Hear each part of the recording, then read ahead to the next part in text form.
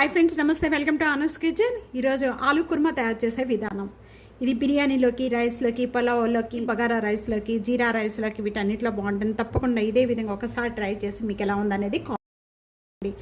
వీడియోలోకి వెళ్ళే ముందు ఇప్పటి వరకు కూడా నా ఛానల్ని సబ్స్క్రైబ్ చేయని వాళ్ళు ప్లీజ్ సబ్స్క్రైబ్ చేసుకోండి. ఆలు కుర్మా తయారు చేసుకోవడానికి బంగాళదుంపలు అనేది బాయిల్ చేసి పెట్టుకోవాలి. అలాగే ఆనియన్స్ అనేది ఈ విధంగా లాంగ్గా కట్ చేసుకోవాలి. ఒక్క టమాటా అండి.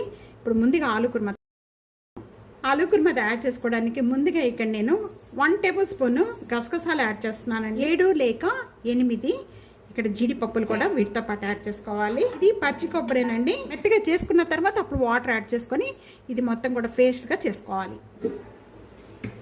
ఈ విధంగా మెత్తగా చేసుకోవాలి పేస్ట్గా అండి. ఇక్కడ గసగసాల పేస్ట్ అంతా కూడా రెడీ అయిపోయిందండి. ఈ విధంగా యాడ్ చేసిందంతా కూడా ఒక బౌల్లోకి యాడ్ చేసేసి సైడ్ పెట్టేసుకున్నాను. 1 టేబుల్ స్పూన్ సాల్ట్ యాడ్ చేస్తున్నాను. 1/2 టేబుల్ స్పూను పసుపు, 1 టేబుల్ స్పూను కారం, 1 టేబుల్ స్పూను రోస్ట్ చేసిన ధనియా పౌడర్ అండి, 1 table spoon garam masala powder. ఇక్కడ ఇవన్నీ యాడ్ చేసిన వెంటనే కూడా ఇవన్నీ ఒకసారి బాగా కలుపుకోవాలండి. అలా డైరెక్ట్గా ఆలు కుర్మాలో వేయటం కంటే ఈ విధంగా పేస్ట్గా చేసుకొని వేసుకుంటే ఆలు కుర్మా చాలా కొద్దిగా వాటర్ యాడ్ చేసేసుకొని లిక్విడ్గా తయారు చేసుకోవాలి. మసాలా అంతా కూడా రెడీ అండి. ఇప్పుడు మనం ఆలు కుర్మా తయారు చేసే విధానం. ఈ ప్యాన్లో 2 టేబుల్ స్పూన్ ఆయిల్ యాడ్ చేస్తున్నాను. ఆయిల్ బాగా కాగిపోయిన వెంటనే కూడా 3 లవంగు, అలాగే ఇక్కడ 3 యాలకులు, కొద్దిగా దాల్చిన చెక్క, ఇవన్నీ కూడా దీంట్లో ఇక్కడ ఇవన్నీ కూడా బాగా వేగిపోయిన వెంటనే ఉల్లిపాయలు, పచ్చిమిర్చి, ఉల్లిపాయ పచ్చి స్మెల్ పోయేంత వరకు కూడా బాగా వేయించుకోవాలి. Spoon ginger garlic paste add ginger garlic paste కూడా పచ్చి స్మెల్ పోయేంత వరకు కూడా బాగా వేయించుకోవాలి. జింజర్ గార్లిక్ పేస్ట్ వేగిపోయిన వెంటనే మంచి స్మెల్ వస్తూ ఉంటుందండి. ఆ టైంలో ఇక్కడ ఒక టమాటా యాడ్ చేస్తున్నాను.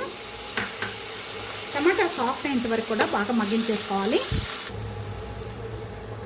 మూత పెట్టి మగ్గించుకోవడం వల్ల టమాటా బాగా ఇప్పుడు ఓపెన్ చేద్దాం. టమాటా అంతా కూడా బాగా సాఫ్ట్గా అయిపోయింది. ఈ విధంగా సాఫ్ట్గా అయిపోయిన వెంటనే ముందుగా మనం బాయిల్ చేసుకున్న బంగాళదుంపలు దీంట్లో యాడ్ చేసేస్తున్నాను.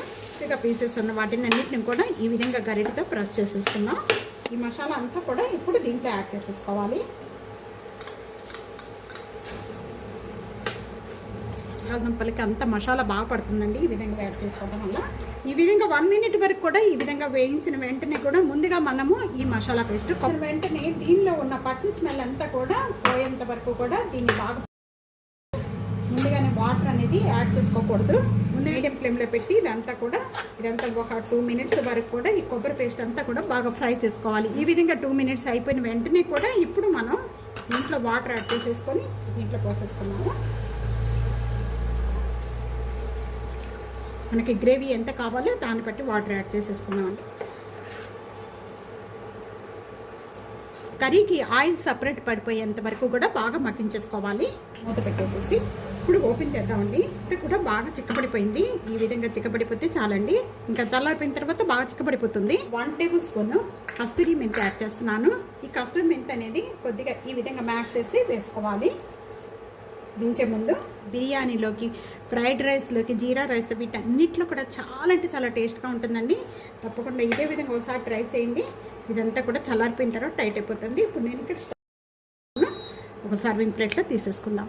ఆలు కుర్మా ఈ విధంగా తప్పకుండా ట్రై చేయండి. చాలా అంటే చాలా టేస్ట్గా ఉంటుంది. ఇదే విధంగా ట్రై చేసి మీకు ఎలా ఉందనేది కామెంట్స్లో తెలియచేయండి. ఫ్యామిలీకి, ఫ్రెండ్స్కి video share and like, comment, subscribe చేసుకోవడం